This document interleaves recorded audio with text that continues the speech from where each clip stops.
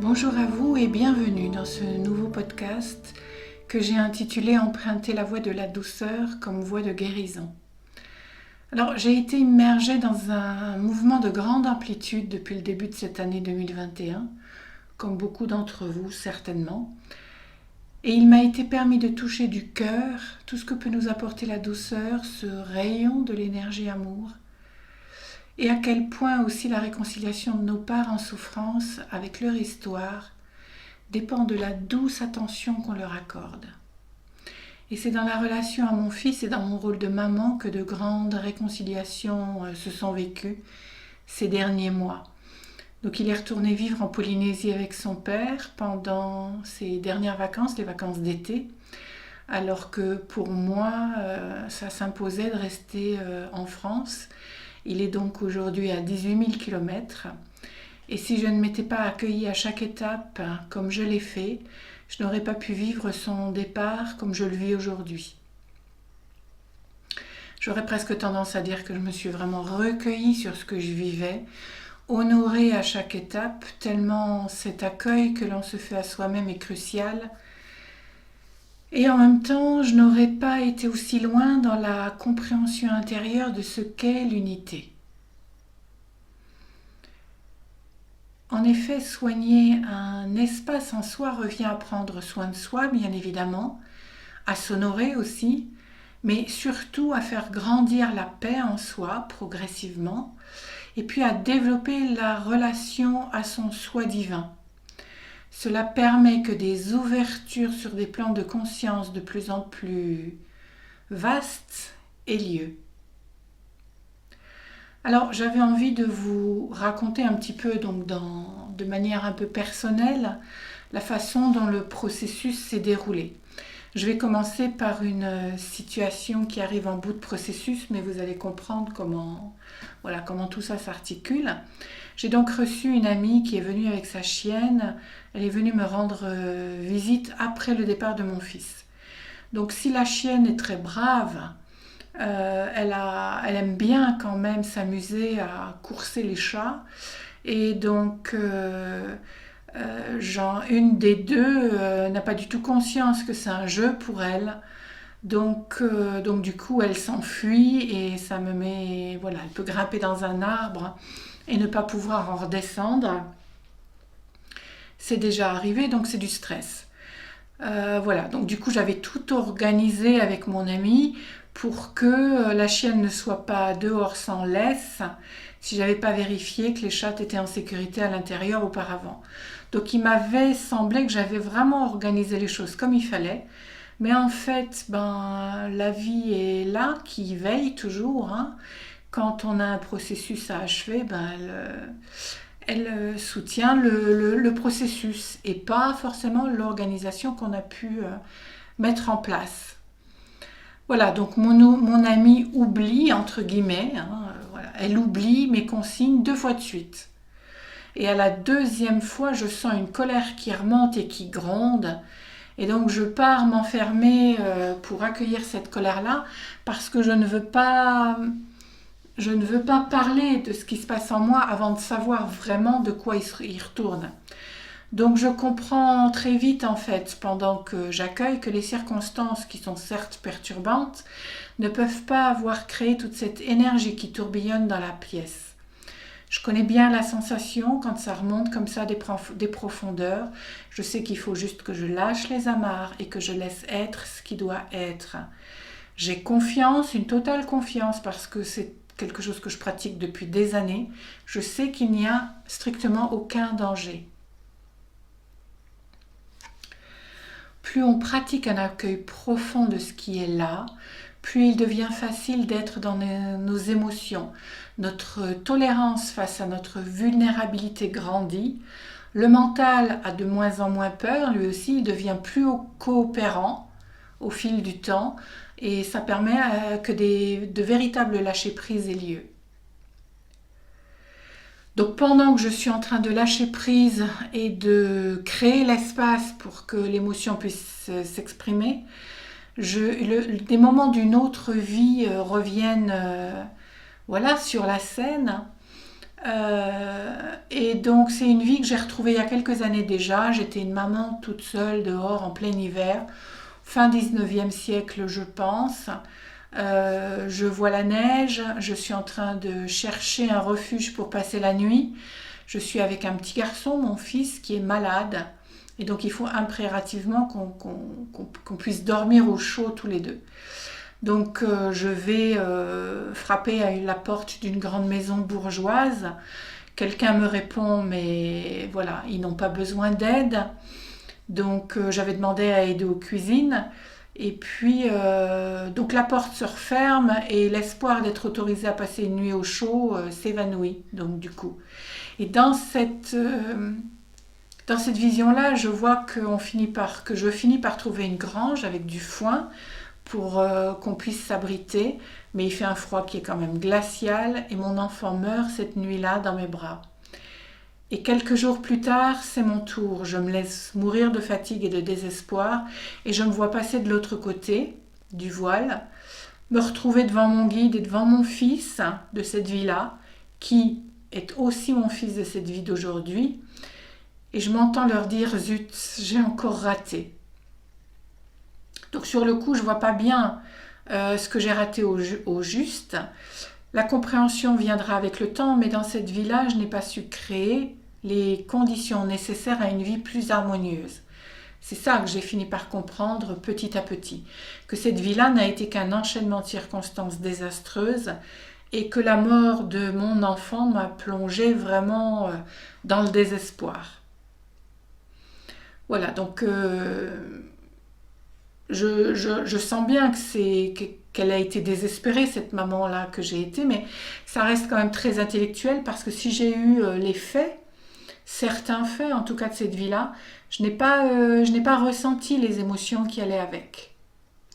Mais ça m'a permis quand même de comprendre pourquoi je suis revenue dans cette vie-ci en ne voulant pas d'enfant.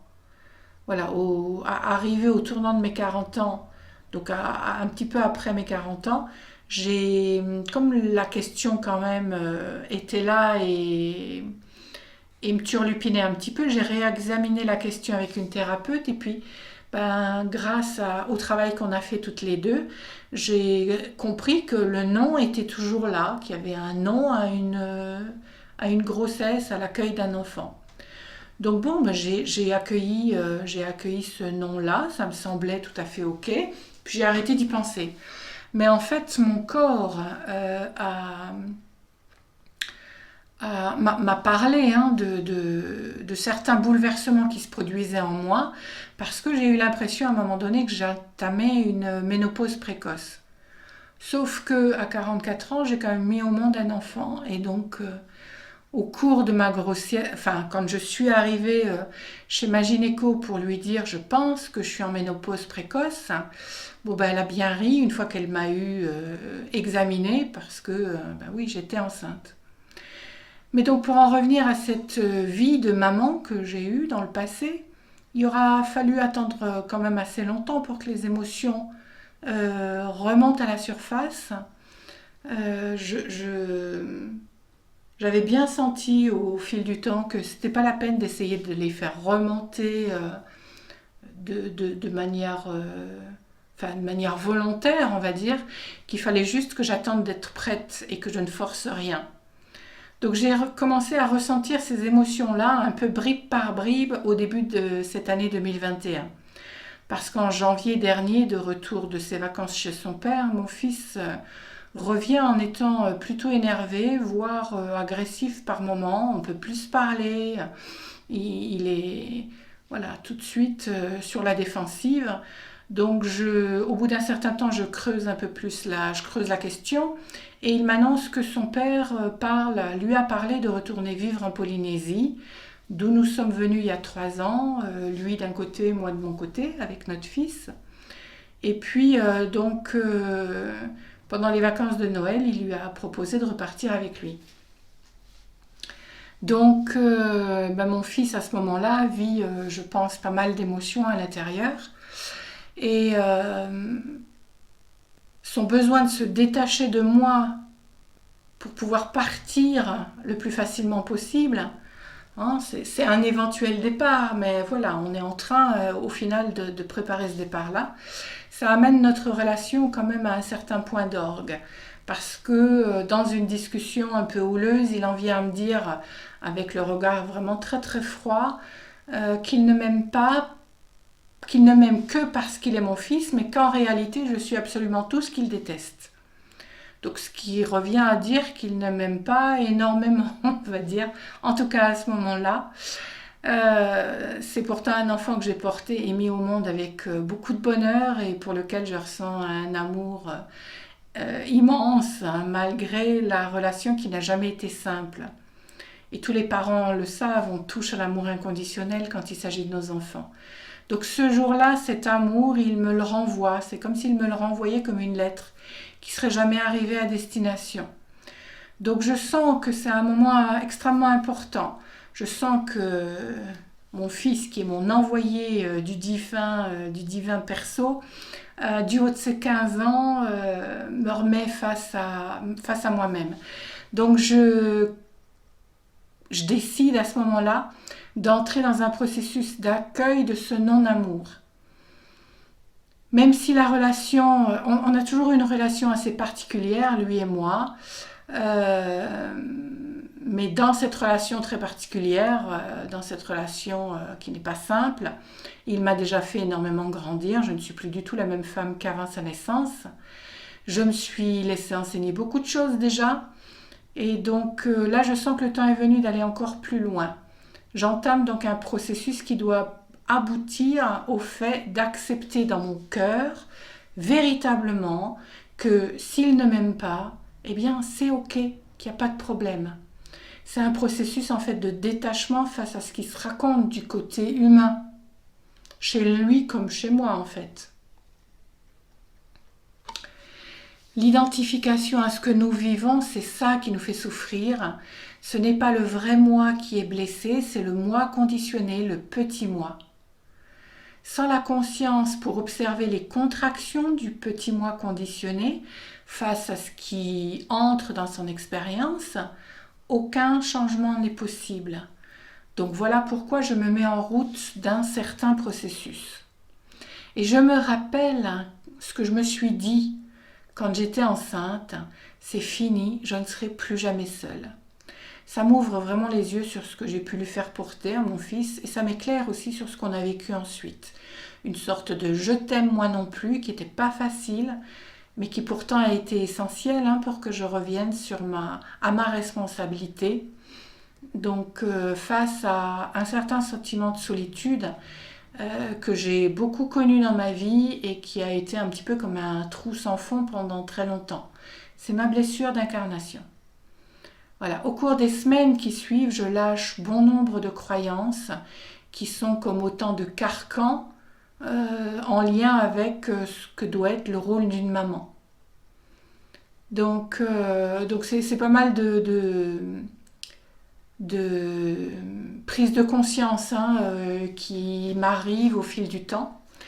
Au mois de mai, la nouvelle tombe, son père à mon fils repart bel et bien, et Noah part avec lui. Donc je dois me défaire de ce que j'appelle ma cape de maman, qui représente la maman qui court, qui vole, qui résout, qui console, la maman qui est là 24 heures sur 24, 7 jours sur 7. Et je prends conscience qu'une fois qu'il sera parti, je ne serai plus jamais cette maman-là. Donc il y a un deuil à faire. Et je m'accueille dans ce deuil-là. C'est d'autant plus difficile, on va dire, que j'ai été intensément maman depuis 15 ans et puis maman solo qui gère tout depuis 10 ans. Voilà, donc je sens aussi qu'au fur et à mesure, je lâche encore un petit peu plus prise sur l'enfant rêvé, celui que j'aurais aimé qu'il soit, qu'il n'a jamais été en fait, qu'il a toujours refusé obstinément d'être. Mais cet enfant rêvé, c'est un petit peu comme un jumeau fusionnel, c'est un autre soi, peut-être un peu plus parfait que soi-même, mais c'est quelqu'un qui nous comprend, quelqu'un qui Voilà, il doit y avoir une relation fusionnelle quand on a cet enfant rêvé en tête. Donc voilà, le chemin continue de se faire jusqu'à ce qu'arrive le moment où je ressens qu'une neutralité intérieure s'est installée. Donc dans cette neutralité-là, je peux me dire que si mon enfant ne m'aime pas, eh bien c'est ok. Alors je ne dis pas qu'il ne m'aime pas véritablement, hein, il y a juste quelque chose qui se passe entre nous. Mais par contre, ce que je dis, c'est que j'ai lâché cette attente d'être aimée par lui, et puis je n'ai plus d'inquiétude à ce sujet, l'inquiétude qu'il ne m'aime pas. Voilà, donc c'était ça en fait l'objectif. C'était de ne plus être dans cette quête. Et donc le résultat ne se fait pas attendre, on entre dans une relation qui devient tout de suite plus tranquille. Le processus continue parce qu'à un moment donné, je ressens que l'idée de la séparation telle que je la conçois, parce que je me projette dans la séparation, c'est encore une illusion. C'est ça qui tombe à un moment donné, c'est que c'est une illusion. Donc c'est un peu confus quand même, ça reste un peu confus dans mon esprit, mais la vie dans sa merveilleuse bienveillance amène à moi les personnes qu'il faut et elle les amène dans mes séances. Donc avec notamment une maman dont le fils est reparti de l'autre côté. Et donc je canalise pour ces quelques personnes des messages qui parlent de cette illusion. C'est donc par l'intérieur, grâce à cette énergie qui descend, que je comprends que je peux vivre le départ de mon fils autrement, on va dire, dans la douceur et non dans la douleur. Peu de temps après, il y a des fenêtres qui commencent à s'ouvrir au cours de mes méditations sur ce que pourrait être l'après, c'est-à-dire après le départ, ma vie après le départ de mon fils. Donc mon fils s'en va fin juillet et la tentation, je le sens bien, elle est forte d'écouter le mental qui vient me chercher sur l'idée que la séparation doit forcément être douloureuse. Mais je ne le laisse pas faire quand il fait appel à la tristesse, à l'idée que je me retrouve seule, que je ne suis plus une maman. Je le stoppe net. Et je me replonge dans les fenêtres qui se sont ouvertes sur tous ces potentiels de vie à venir. Quelque temps plus tard, à force de lui dire stop au mental, je sens qu'il se produit un switch en moi. C'est-à-dire que l'idée de la souffrance face à la séparation s'évanouit complètement. Mon mental, c'est comme si mon mental abdiquait d'un coup d'un seul. Et je sens aussi que l'envie de vivre les potentiels qui ont été entrevus peut s'épanouir. Début août, il y a donc la visite de cet ami au chien. Et donc je suis dans mon bureau, je ressens la bouillonnante colère de cette femme que j'ai été, une colère qui est contre elle-même en fait. Donc j'accueille cette colère-là. Et elle me crie, elle me crie qu'elle n'a pas su protéger son enfant. Comme je n'arrive pas à protéger Kali, ma minette, dans le moment, là, dans la situation du moment. Et donc, je sens que Kali a servi de substitut. Je ressens aussi l'impuissance de cette maman, sa honte de ne pas avoir su être plus solide, de ne pas avoir su créer les conditions qui auraient été les bonnes pour vivre sereinement sa vie de maman, pour que son fils ait tout ce qu'il lui fallait. Et pour qu'elle puisse le voir grandir. Donc je continue d'accueillir. Et en même temps, je sais que j'ai vécu des situations similaires avec mon fils dans cette vie-ci. Donc voilà, tout est en regard, enfin, avec ce qu'a vécu cette maman-là dans cette autre vie. Donc je sais aussi que j'ai dû apprendre à devenir un pilier pour mon fils et moi à une certaine période et que ça ne s'est pas fait dans la facilité, que ça s'est fait dans la douleur et dans beaucoup de violence. Voilà, et en même temps que je suis dans toutes ces émotions-là qui se suivent et que j'accueille, à un moment donné, je sens qu'une immense gratitude m'envahit. Parce que ça y est, enfin, il y a tout qui sort, je sens, tout est en train de sortir. Donc je vis ça comme une forme d'aboutissement. Et l'humain peut être en plein dans ses émotions du moment, que cela se fait en conscience et dans la non-résistance un changement peut avoir lieu. Parce que l'observatrice qu'est la conscience est là et que l'humain n'est donc pas totalement immergé dans l'expérience. C'est ainsi que la sagesse divine s'incarne progressivement dans l'humain et qu'on devient un humain divin. Voilà, et dans le moment là, une fois, avec ce mouvement de gratitude que je ressens, moi je sens tout à coup que c'est comme si l'on posait sur mes épaules un voile d'une extrême douceur. Et en même temps, la même douceur s'écoule en moi par mon chakra coronal. C'est comme du miel, c'est tout chaud, c'est tout doré. Je suis emplie et entourée de cette incroyable douceur. C'est juste fabuleux. Je vis un moment de grâce à ce moment-là. Et dans ce moment de grâce, je sais quel est le message. Le message, c'est tu es aimé, tu es infiniment aimé. Ressens cet amour et ressens toute la douceur d'être baigné dans cet amour-là. Et tout mon être entrevoit dans l'instant qu'il y a une autre voie que celle d'une éternelle souffrance, une éternelle violence, parce que toute cette souffrance qui nous fait construire des murailles dans lesquelles on enferme nos tristesses, nos colères, et puis que tout ça se vit dans une forme de solitude, tout ça c'est comme la construction d'une muraille, et donc c'est comme un enchaînement sans fin de violence qu'on se fait à soi-même. Et c'est ça qui attire à nous d'autres souffrances, d'autres violences. Et c'est là-dessus que la vie vient nous solliciter avec des rencontres, avec des situations, pour qu'on puisse voir ça. Alors qu'en fait, il y a une autre voie, et cette voie-là, c'est celle de la douceur avec soi-même. Une douceur à réapprendre.